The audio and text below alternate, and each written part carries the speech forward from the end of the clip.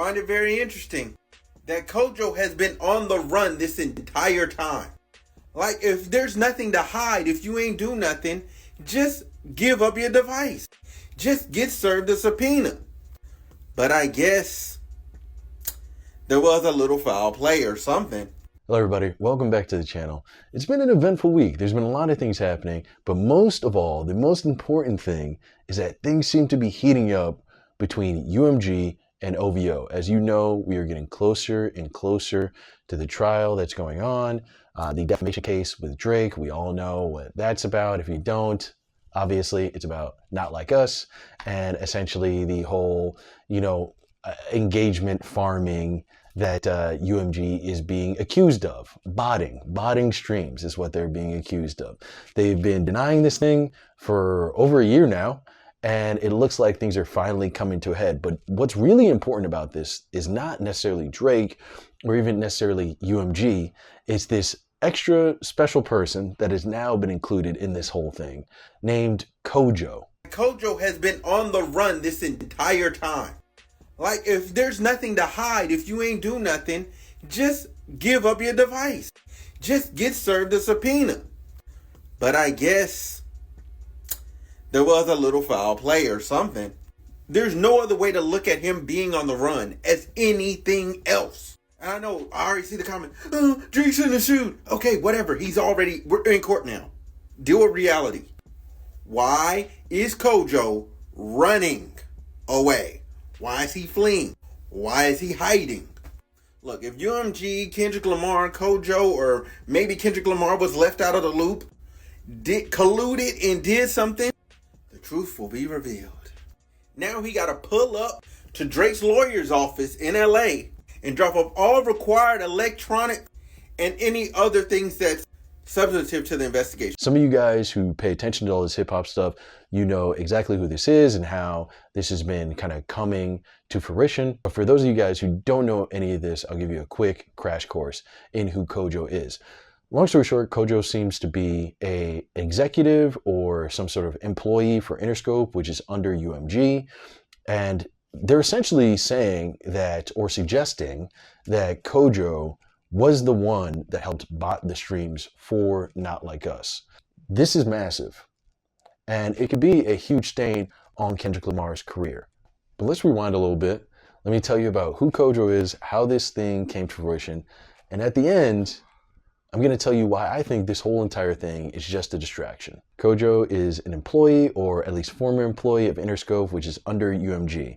That's crazy enough, but what's crazier is how this whole thing happened in the first place. So we all know Drake fanatic and hip hop critic Where's the Dirt. He's pretty much one of the biggest entities on YouTube when it comes to this hip hop stuff, outside of DJ Academics and Joe Budden.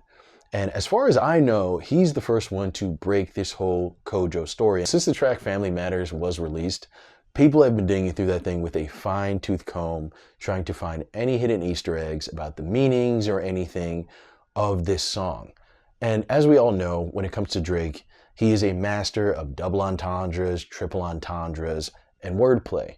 So it can take it a little bit of time to kind of dig through all this different stuff. When people were going through the lyrics and they would read something about a guy named Kojo, they honestly thought he was just somebody they didn't really know, or that Drake was capping, because obviously this is the era that Drake is in, where nobody believes anything he does. He has no credibility because of this beef. So people kind of let it go. Thankfully though, What's the Dirt seems to have done his research, went through the employee list of UMG and found a Kojo. Drake's Family Matters diss to Kendrick just got way crazier. Remember when he said this to Kendrick? There's nowhere to hide, you know what I mean. It seems basic, but there's a hidden meaning. There is a man by the name of Kojo Osamaha who is a major person of interest in Drake's lawsuit against UMG. It's alleged that Kojo played a major role in inflating Kendrick's Not Like Us with bots. Drake also mentioned Kojo on Family Matters. Anthony set up the plays. Kojo be charging you double for none. But here's where it gets crazy. When Drake repeats there's nowhere to hide, you know what I mean, these bars are directly linked to Kojo, as he has a registered LLC business called Nowhere to Hide, which pretty much means Drake either knew what they were doing in the past or he knew what they were about to do. To make Kojo seem all the more suspicious, Drake's legal team have been unable to even subpoena him for the case because he's been hiding. The dude has been ducking. They can't find him. With Drake's cryptic approach to the Iceman rollout and the fact that he's been posting clues about this album since 1 month after the beef ended, it's clear that Drake has a couple more cards up his sleeve. They hired a crisis management team to clean up the fact that you beat on your queen. The picture you painted ain't what it seemed. You did. And it seems to have linked up because this Kojo that is on that employee list also seems to be gone and on the run. It's not looking good for UMG. These people have tried to delay this case in any way that they can because I think they know that they did bot these streams and that they did try to cause some sort of defamation to Drake. And it's not even necessarily just the PDF allegations or anything like that, but the botting streams and also botting users on social media to sway the entire narrative of what went on in the beef. Now listen, I'm not saying that botting streams isn't illegal. It is. But it does seem a little odd to be on the run for something this small. And listen, when I say small, I realize that people embezzle all sorts of crazy amounts of money and all that, and there's fraud everywhere, and it's a very, very serious crime. But there's a lot of people who have defrauded people of a lot more and haven't left the country. And there's something about that that really kind of shocks me and kind of puts a little bit of a pit in my stomach. I've always thought the whole Drake OVO beef as far as attacking UMG was kind of lame, and I still do. But still, the fact that he left says that there's something even more insidious than just botting the streams. There has to be. And now it's even crazier because it just came out that the judge who's in charge of this OVO UMG case has now issued a subpoena against Kojo, forcing him to come into court. This does not look good for UMG or for Kendrick. And it's not really gonna affect Kendrick in the sense of like money. I don't think he's really gonna be sued. It's more of a UMG thing, but this does not look good on his legacy. You know, no matter what, no matter how prideful somebody is, nobody likes being called a liar, even if everybody is on their side. When it comes to the beef stuff, the rules aren't really that strict, okay? It's kind of no holds bars, things go a little crazy.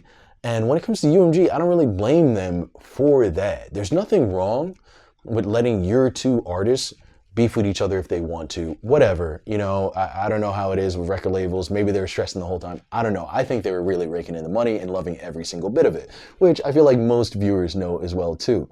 And that being said, it's cool. If that's how you're doing it, then it's cool to let those two just go at it and let everybody grab the popcorn and watch, and whoever falls loses and whoever stays up wins. But it's wrong for you to fund the success of one of those artists while you're funding the demise of another, especially when they're both extremely popular artists, and it's very clear to see when you're doing that. It's no secret that UMG has wanted to keep Drake out of the executive side of the music business for a very, very long time. And what happens is when you get an artist that's as big as him and makes as much money as him and has as many hit songs as him, them being in the executive branch of the music industry is pretty much inevitable. Not only is Drake a massive hitmaker, but his insanely large fortune and his involvement in Gamma make him a potential opponent for UMG. And it makes sense why they would try to keep him down in this beef, because this is the first time they really have an opportunity to have Drake's energy and pride culled. There's plenty of times where executives have played games with different artists, but the fact that the beef kind of just happened and seems to have fallen in their laps or strategically was some sort of collaboration between Kendrick Lamar and them, it made it a lot more natural and a lot more easy for them to play games in everybody's face, and especially in Drake's face, while acting like they were just a label caught in between. But it seems like that time is over. Now, I've been kicking UMG's back in for a little while now, and I do think what they did to Drake as far as botting streams and botting social media accounts was corny. I do. I think it's incredibly corny. But I will say, I also think this whole Kojo thing is a complete distraction and a manipulation by Drake's team. This whole where's Kojo? Who's Kojo? Why is he on the run? None of it really matters. At the end of the day, even though Not Like Us was botted, dude still lost. Yes, Kendrick had pre-recorded tracks. Yes, Kendrick had botted tracks. But let's be real. Kendrick also had the people. And I'm not saying that in some like Black Lives Matter way. That's a portion of the people he had. But at the same time, this is what happens when you get too big. Drake has been monstrously huge. He has been a colossal music artist for years. He's had a 15-year run that's never happened in hip-hop before.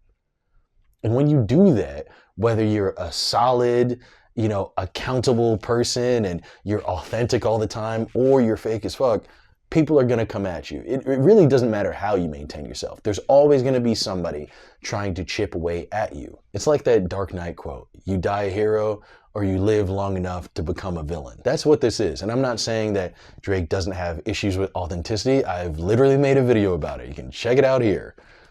But it's just an inevitability. And I feel like if he didn't fight back so hard in the sense of being like, no, you're cheating, no, things would have went so much better for him. He needs to stop being a sore loser. This whole entire lawsuit is ridiculous. This whole entire defamation, you can't say that about me thing is ridiculous. And yes, listen, I understand the PDF allegations, but you also have to understand that you're entering a rap battle. And in a rap battle, people can say whatever they want about you. No matter how much manipulation went into it, you lost that rap battle and now you're kicking and screaming and trying to go to the teacher to send old boy to detention.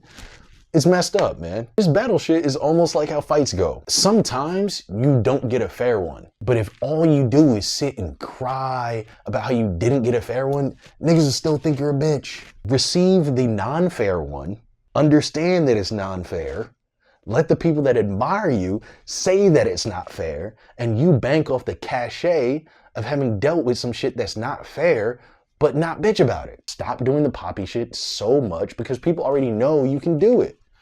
That's why these goofy ass dudes were jumping around to Not Like Us. It wasn't that the song was that much better. And it's a good song. I actually do like that song. I've been to the club on that song. You can turn up on that song. It's not about that though. It's about the fact that Kendrick Lamar is not a club song guy.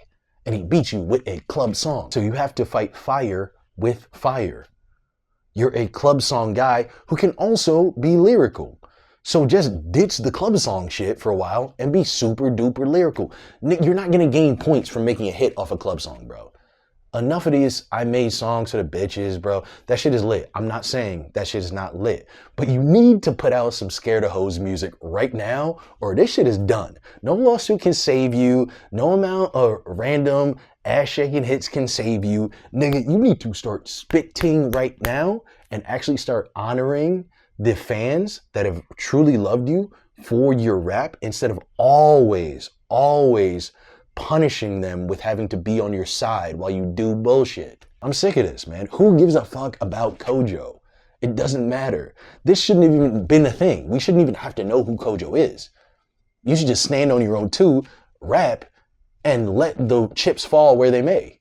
And it upsets me that I'm the only one saying this. Academics is not saying this. What's the Dirt is not saying this. Classic Drake fans are not saying this, even though they feel it. That's the thing too.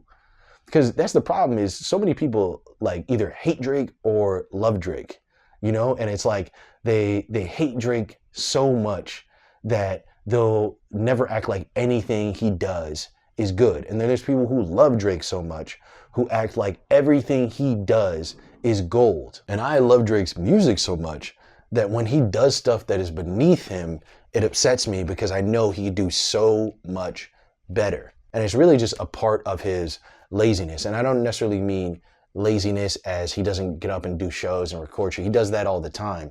But it's like the laziness of not digging deep within himself to say something worth hearing. Let me know what you think. Am I bugging? Are you gonna buy popcorn to the UMG OVO trial? Are you gonna go hunting for Kojo? If you are, let me know. Let's have it out in the comments. Please make sure to like, share, subscribe. I'll see you later. Peace.